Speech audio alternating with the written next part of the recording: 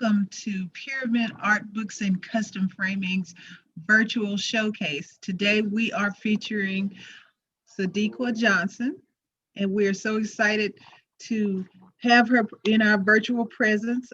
We have not let this pandemic stop us. We are continuing our showcase of amazing authors, and I want to tell you that we met Sadiqa in Memphis, Tennessee in the summer of 2012 when she wrote her very first book, Love in a Carry-On Bag. So I'm just so excited to continue the journey with her and just so excited that, she reached out to us to help us promote her new book, Yellow Wife, which is what we're going to talk about today.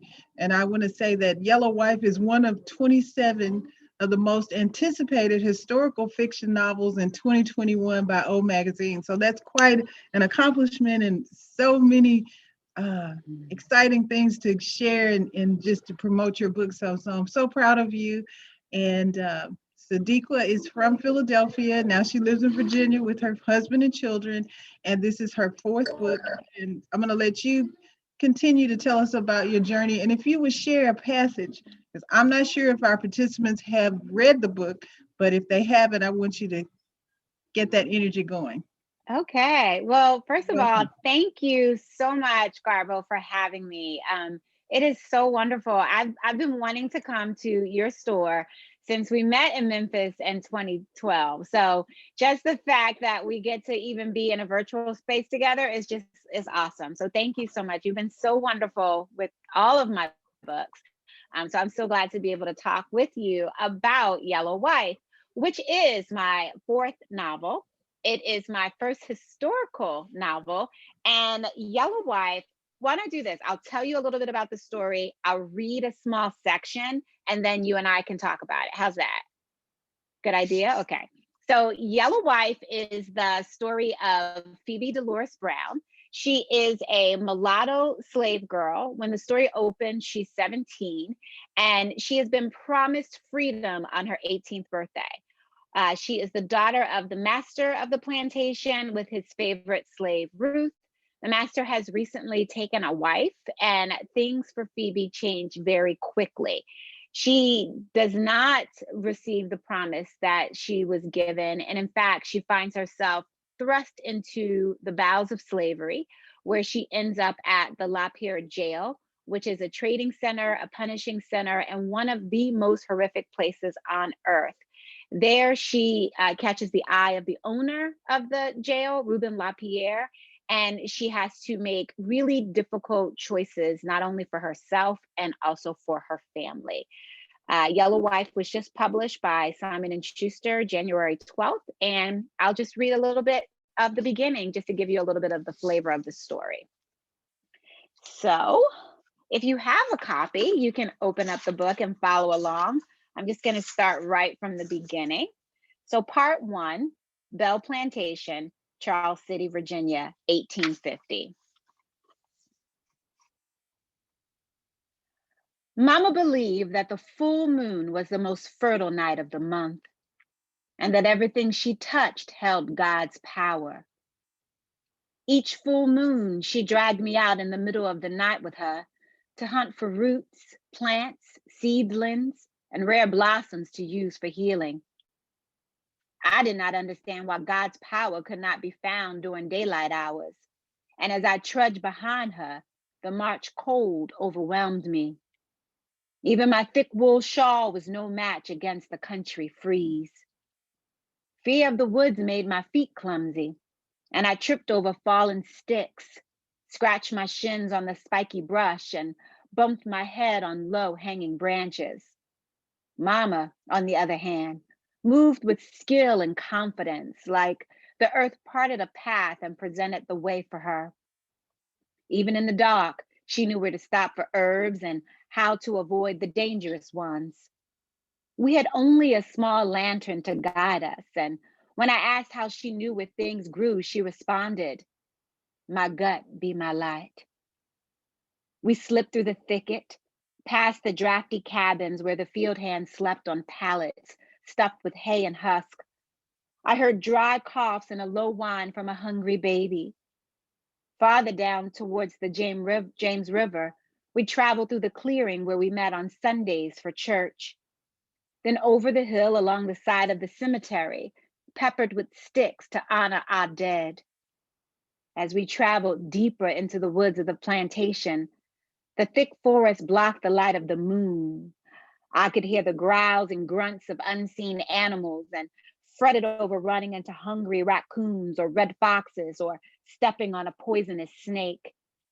I tried to clear the worry from my mind as the land flattened out, but then something pricked my ankle.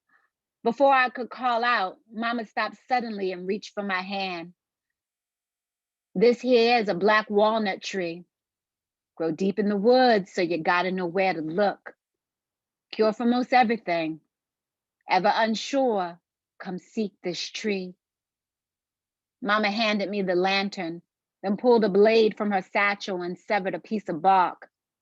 She brought it to her nose, then ran her tongue along the inside of it. Her stain anything it touched. After we make a tea for Rachel, rest we used to dye those sheets for the nursery. Just hoping we ain't too late to save that girl. Mama reached into her bag and pulled out a red ribbon. Go on and mark it, so be easy to find when you come without me.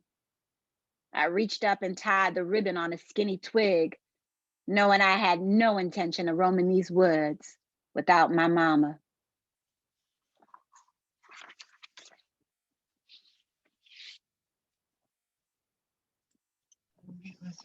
Thank you for sharing that. So I want to do a little housekeeping first to let everyone know that we will have a Q&A session at the end of our conversation. Anna has some questions she's dying to ask. And we also will be giving away a book to every one person in the chat room, and Anna's going to handle that as well. So thank you, Anna, for being our technical expert on this call.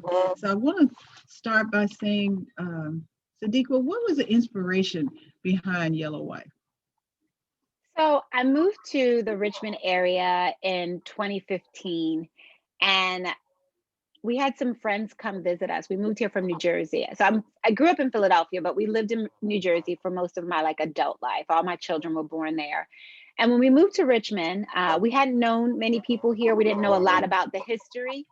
So our friends came down and we decided to go for a walk on the Richmond Slave Trail. And it was there that I discovered the story of Mary Lumpkins and the Lumpkins jail, which was the inspiration of the story. And the kids took turns. So the Richmond Slave Trail is along the James River, and there's 17 markers along the trail. It's about a 4-mile trail. And when the kids were reading the different markers, I really started to pay attention when they talked about the Lumpkins jail. The way they described it in the marker, it said that the jail was one of the biggest trading centers and punishing centers for slaves between 1844 and 1865. And the owner of the jail, they called him the bully trader because he was mean and he was evil and he just didn't treat people well. But it said that he was married to a Black woman and her name was Mary Lumpkin. So my first thought was, 1800s, Virginia, interracial marriages were illegal. So how was this even possible? And then it said that they had 5 children and that while he was such an evil, nasty man, he loved and cared for her and for these children. And on the where the jail was, it was a half-acre of land. And, that's not a lot of space for the jail where slaves were being punished, the tavern where he was doing business to trade slaves and separating families, the home that they lived in, as well as the other outhouses. So I kept imagining, as a mother, what was it like for Mary Lumpkins? Like, was she with him out of convenience? Was it a marriage of love? Was it a marriage of, survival? And what was it like for those kids? So that was kind of the beginning of me starting to kind of wrap my brain around writing historical fiction because I was curious. I mean, that was really the biggest thing, is that I was curious about this woman's life and what it was like for her. So we skipped ahead on the trail and we ended up at the last marker, which was the site of where the Lumpkins jail actually was. And right next to it was the sacred African burial ground. And the energy on this sacred ground was like, you could just really feel the spirit. It was like, the ancestors were kind of there waiting for us. My friend, he started to pretend like he was playing the African drums, and the kids started dancing, and we were just there, just kind of absorbing it. And for me, it felt like that they wanted their story to be told, that there was these people who had voices that were voiceless. They didn't have that opportunity. And so for me, it kind of felt like they were waiting for me to come and tell their story. So when I got home, I just started Googling information. It was my curiosity. I just kept researching it and looking into it. But at that point, I didn't think I was writing a book. I just thought I was curious. But all the facts just kind of stayed with me and started to kind of weave themselves in my head as a story.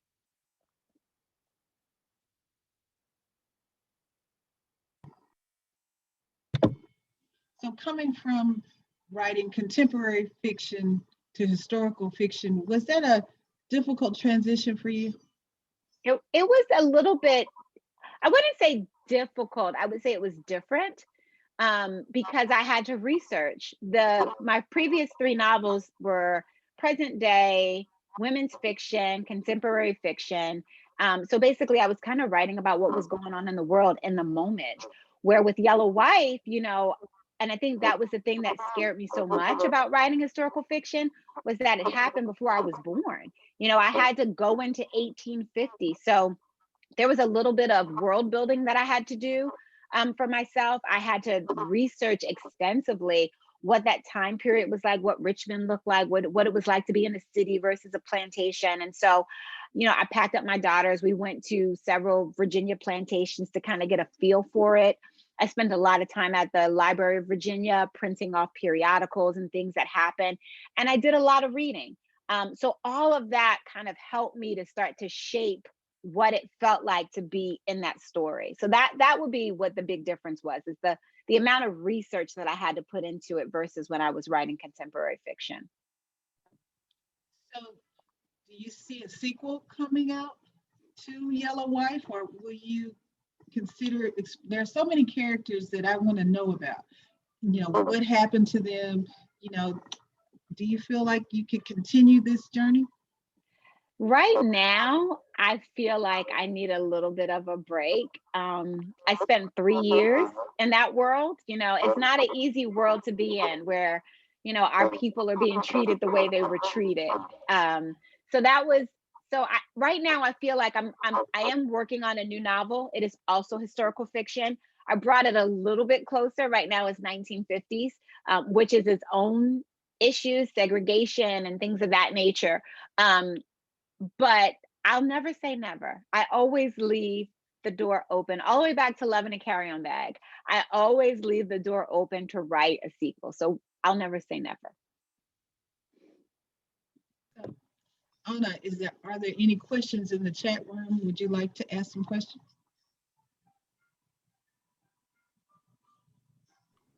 Ms. Kearney has a question. Unmute if you like, and ask the question if she wants.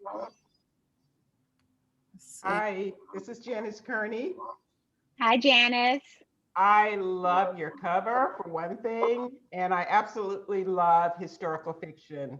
I wondered if you really enjoy research, or is that a part of writing that you wish you didn't have to do? Because I love it, and I just wondered how you felt about it.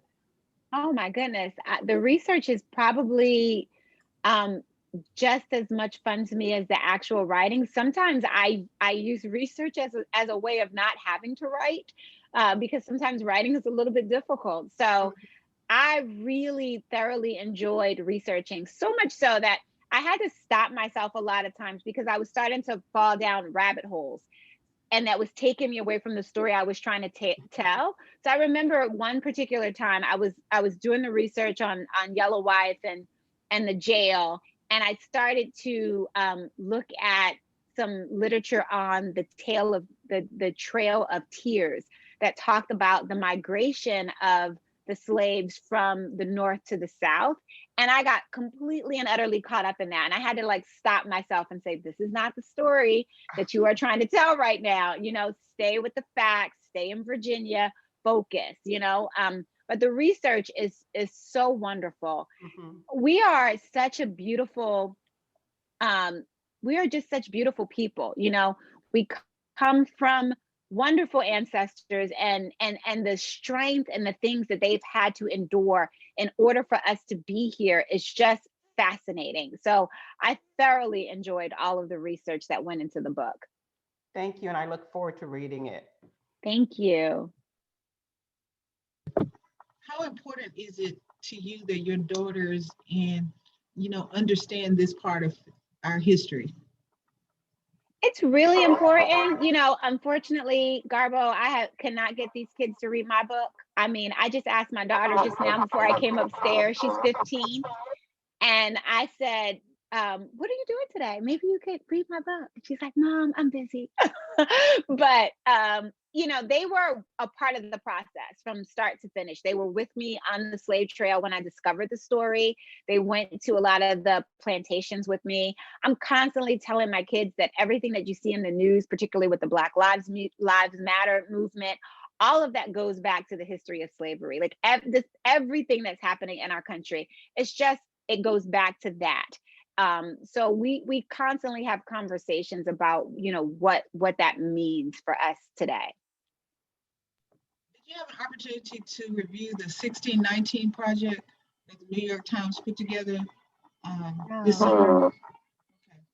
So that might be something we had a bill recently in our Arkansas Senate to ban it from being taught, and it died in committee. But it's about the history of slavery. And so that to me is a message that as parents, we've got to do our job to make sure that our children know their histories, in that sense. What are your thoughts on that? Mm-hmm. Yeah, no, for sure, because it's not taught in schools. I mean, my youngest daughter says that, every time it's time for Black History Month, which it is now, she said that she feels like nobody takes it seriously. Everybody kind of picks the same heroes. They don't go into wanting to know more.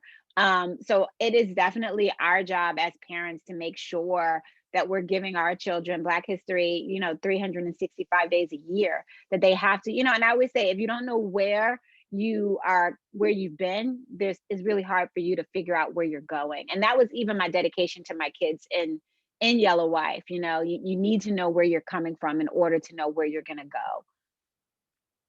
go. So as we move into the future with Yellow Wife and the promotions given, it being on the Oprah list, did that help book sales? Are sales going very well for you?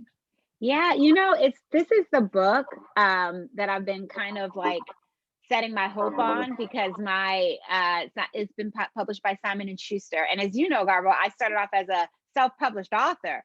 So just to back up a little bit, I had a background in publishing. I was a publicist at Scholastic Books, where I worked on the first 3 Harry Potter books. And I worked at G.P. Putnam's Son, and I worked on, Rebecca Walker and Catherine Coulter and Amy Tan and books like that. And so I was kind of learning the business of writing prior to being on this side of the table. So when I had that first novel, ready to go, I got an agent very easily because I was in the business of publishing. And she took my book to market and was not able to sell it. It was around the time where Borders Books and Music had crashed. And I learned that, they were responsible for purchasing like 85 to 90% of books by Black authors. So once they went away, publishers didn't know what to do with us. So I had to partner up with my husband. We started a publishing company. We put Love in a Carry-On Bag out ourselves. We did everything. I was like sales manager and PR person and everything. And we literally was going up and down the East Coast, going to every book festival that we could find to sell the book. And that really worked out well for me because I was able to win the Phyllis Wheatley Award, which then propelled me into being able to get a publishing deal with St. Martin's Press, which published Second House from the Corner, and then There Was Me. So those 2 books were bought at the same time.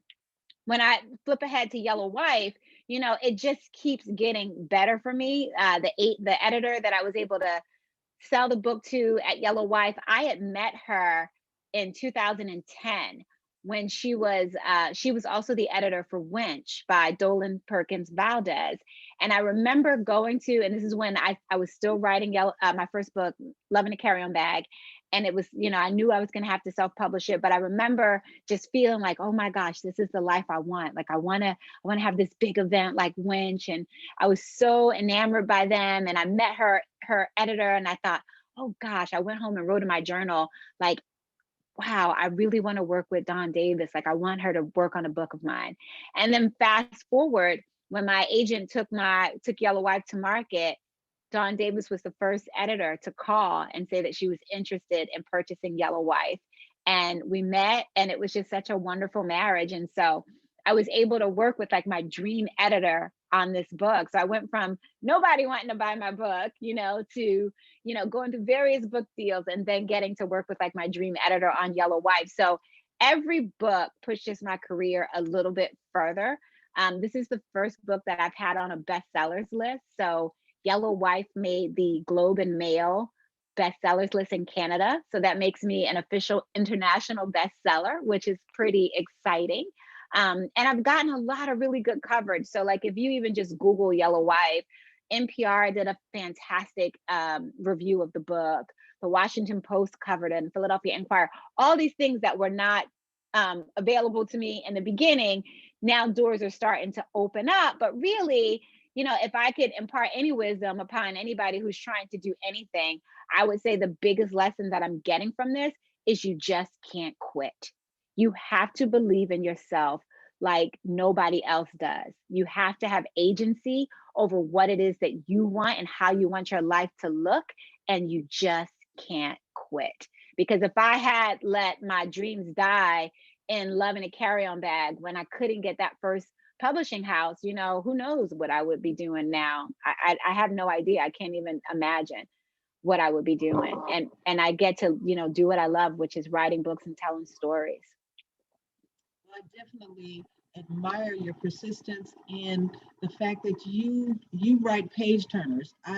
Most of your books I've read in basically under 3 hours. I couldn't put them down. So that tells me that, when I don't stop and I say, oh, I'll go do something else, I had to just finish the book. So congratulations on continuing to have that kind of energy that makes it a page turner. And I hope that everybody on this call will read the book and tell their friends about the book and support Ms. Johnson. So the next question I have, what about a movie deal? Is it possible? Would you shop that, or would they come to you? How would that work? Is that something you've thought about? Oh, it's something I think about all the time. It is plastered all over my vision board. But it is something that right now, my agent showed an early draft to a film agent who said, let's see what happens when the book comes out. Let's see how well it's received. I know that other people have gotten film deals in different ways. I know Rashonda Tate Billingsley said that she got her film deal just by being nice. She just happened to be like in an airport and gave a book to someone, not knowing who that person was, and it turned into a deal. So we'll just have to see what the universe has in store for me. I am definitely putting that energy out there. I would love to see Yellow Wife on the big screen. I would love to see I think it's every writer's dream to see all of their books, on the big screen. So, I think it's going to happen. I feel like it will. It's just timing, right place, right energy, all of that. And when you talk about energy, the subject matter is difficult to read. One of our listeners in the chat room said it was hard to read, but she couldn't finish it. So being able to navigate this delicate subject, can you talk about that? Yeah, it was, and sometimes it was hard to write, but I think the thing that pushed me forward was that it happened. And as a writer, writers and actors are very similar, which is that we have to embody the spirit and the characters. We have to embody the story. And for me, it was very important to, even though I'm a fiction writer, it was very important for me to tell the truth. And the truth is that a lot of those very difficult scenes in the book that were hard for me to write actually happened to people actually happened to our ancestors. And so if they could endure it for our benefit, I could surely write about it. And, for me, it was very important not to have that film in between the story and the reader. I wanted you to feel up close and personal as Phebe was going through the story. I wanted you to be right there with her. But when I was writing some of these scenes, I had to figure out how to get it out of my body, so to speak, so that I could go on with the rest of my day. I normally write in the mornings. And so when I finished writing some of those difficult scenes, I would have to go for a run or walk or do something to kind of push that energy out of my body so that I could go on with the rest of my day. Question from the chat room. Nancy asked, while you research this period, have you discovered along the way the story of your ancestors in America? So I, not doing my own research. I do have a cousin who was doing our family tree. And I did find out that going back to like the 1700s and the 1800s, that we did have family. It's funny that I ended up in Virginia because a lot of my ancestors were maybe 30 or 45 minutes from where I live now, which I thought was interesting for me to just end up in Virginia. But then this is probably like kind of the birthplace of my family in the country. My grandmother told me about different people prior to her passing. She told me about different people in our family tree, and as a way to honor them, I use one of the names. And so Pheby Brown, which is right up front in the story, I think it's Phoebe's grandmother, and her mother says, "You come from royalty. Queen Pheby Brown, was your great grandmother." That was a name that was in my family. So in some cases, I would take names off of the family tree to put into the story. And then in other cases, I would take names off of slave ledgers. Like Phoebe's name came off of a slave ledger that I found in the kitchen house at one of the plantations that we visited.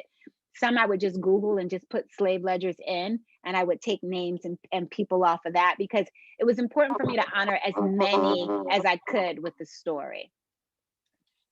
Janet asked, were you drawn to one character more than others in your story? I think it depends on what scene I was working on. Of course, I loved working with Phebe. I loved all the scenes with Phebe and her mother. I thought they had such a special relationship.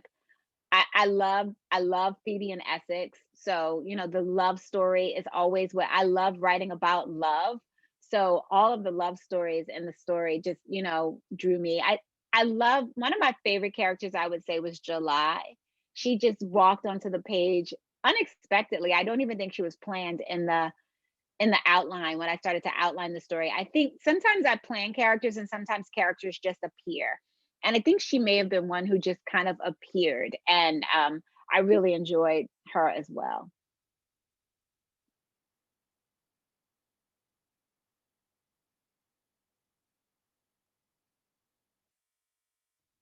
Oh, you're muted, Garbo. Okay. I wanted Christian put in the chat box, she absolutely loves this book and it was hard to read, but it was so well written. So that's another Thank you. Just praise for the hard work that you've done. Okay. So Anna, do you have any questions? Is it time to spin the wheel for who's the lucky winner of the book? I think Janice has a question in the chat. Okay. Janice, you want to just unmute yourself and ask the question? Sure, I will.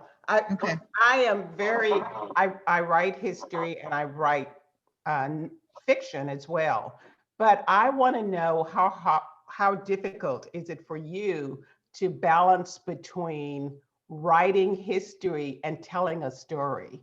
Because there's a kind of a thin line, I find, in getting that truth in there, but also making it evocative to the reader. So, wow, that's a really good question. I'm not quite sure how to answer it. I will tell you that my process when I'm writing a book is that I start with a bit of an outline, but I leave a lot of room and a lot of space for the story to kind of evolve the way it needs to evolve. And I think in that space, things just begin to happen. I do a lot of trusting my instincts and trusting my gut when I'm writing. And I try not to be so rigidly attached to the end results. So by giving myself that freedom, and also I like to let the spirit just kind of come through me.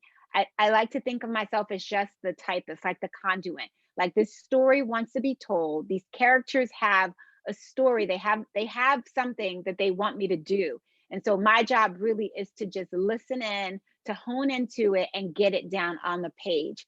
So that usually is my process. I don't think so much about like who my audience is, who's going to read the book, who's going to like the book.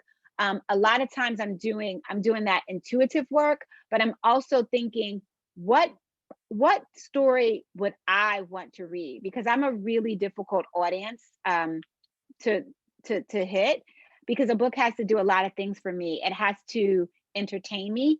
It has to be a page turner, like Garbo said. If it's not like, I'm reading a book right now that I'm like suffering through, and I'm like 300 pages in. It's like a 500-page book, and I'm like, I gotta finish it because I promised I would.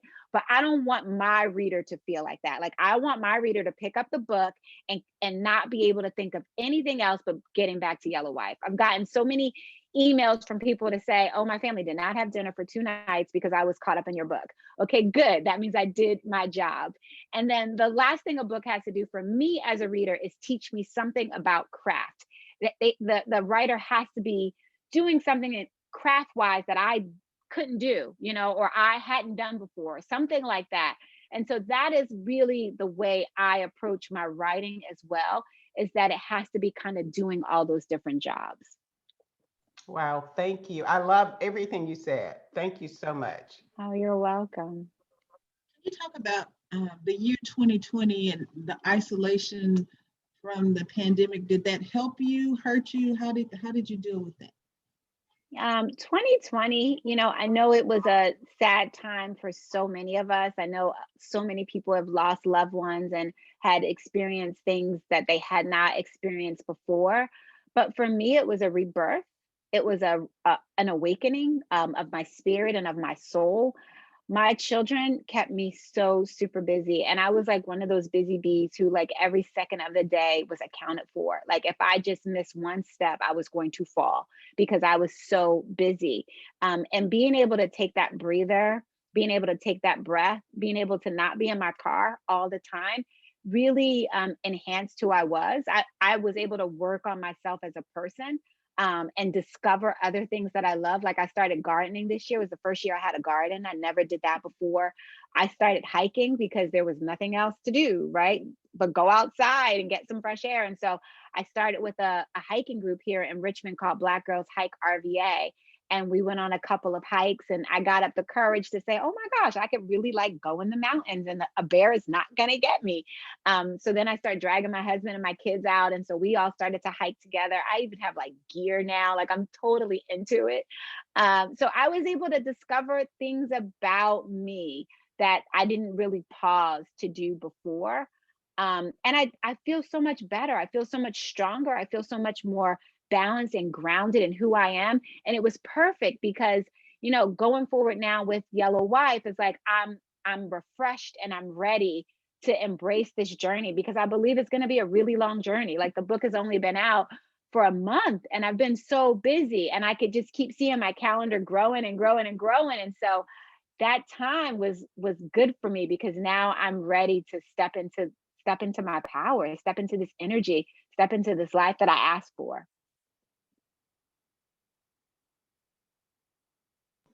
That being said, when is the next book coming out? Garbo! I'm going into the future. I'm trying to. I know, I just started my second historical fiction, which will be my 5th novel. I am on draft 2, but it's I'm stretching myself. I'm doing something I hadn't done before. I did it in Love in a Carry-On Bag. I wrote from 2 different perspectives, but I haven't done it since. So it feels like I never did it before. So I'm writing from 2 different characters, and it's 1950s. It's Philadelphia to Washington, D.C. I'm writing about these 2 women who have this humongous mountain to overcome and what happens when they do. And I'm just getting my groove. I would say like the last 2 weeks, I just started to get my momentum, because the first couple of weeks of the year, I was focused a lot on like the promotion of Yellow Wife. So it's really hard for me to split my brain. I have to figure it out. I have to be able to write and I have to be able to promote, but sometimes it becomes overwhelming. So I'm just getting back into the groove of writing this 5th novel. So I will keep you posted. Definitely be here to promote it. Do you have any advice for that new writer that, to give them, I mean, you've given us a lot of great information. Is there one last thing you'd like to say about to inspire? Yes, I would say for the new writer, the biggest thing I can tell you is keep your butt in the seat.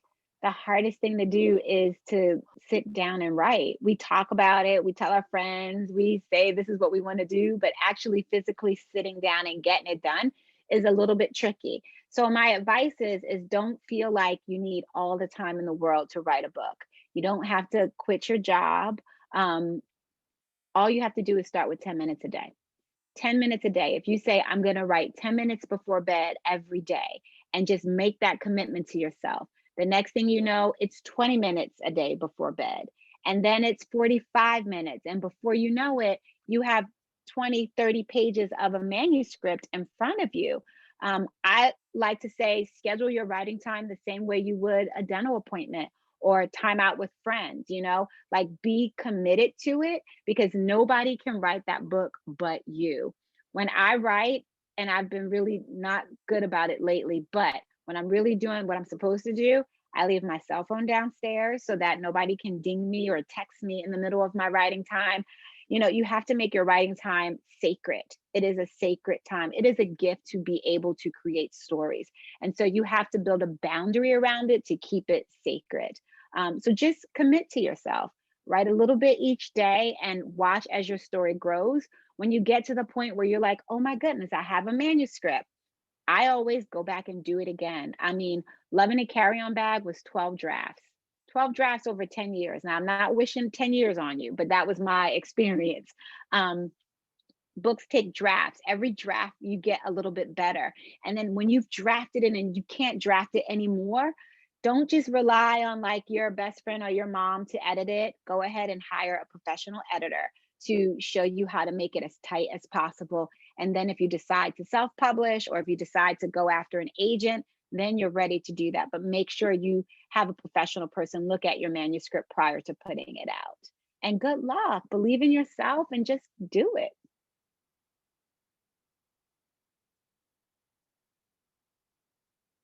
Garbo, you're muted. You're muted. Okay.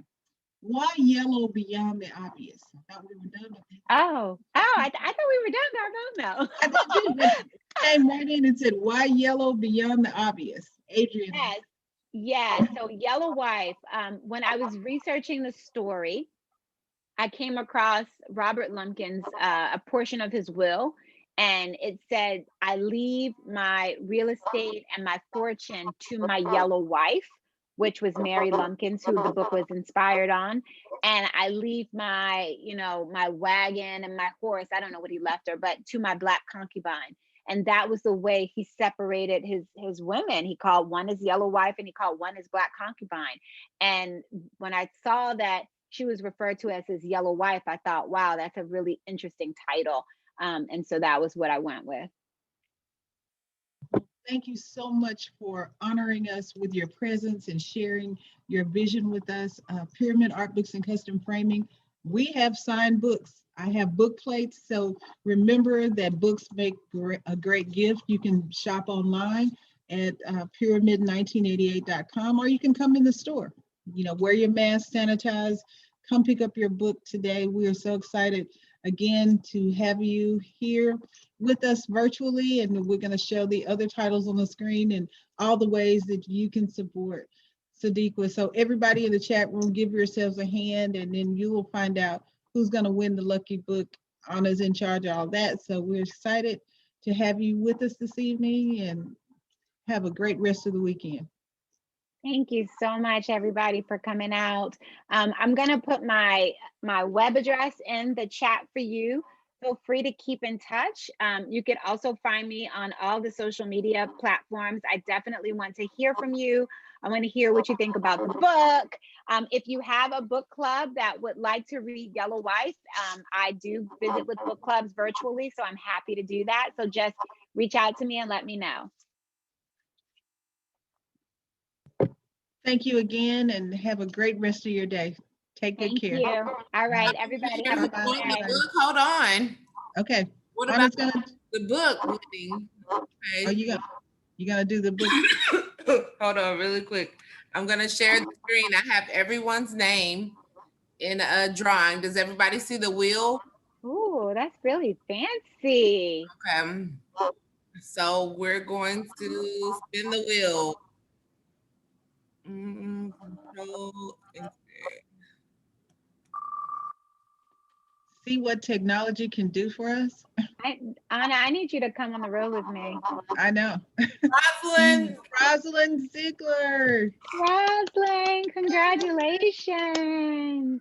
Congratulations, Rosalind. I have a signed book for you, and I'll make sure you get it.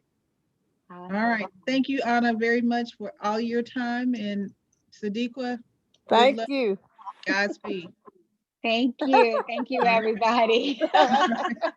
Thanks. All right. Enjoy, Rosalind.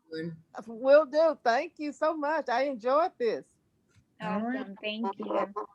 All right. I'll see you next time. All right. Bye-bye.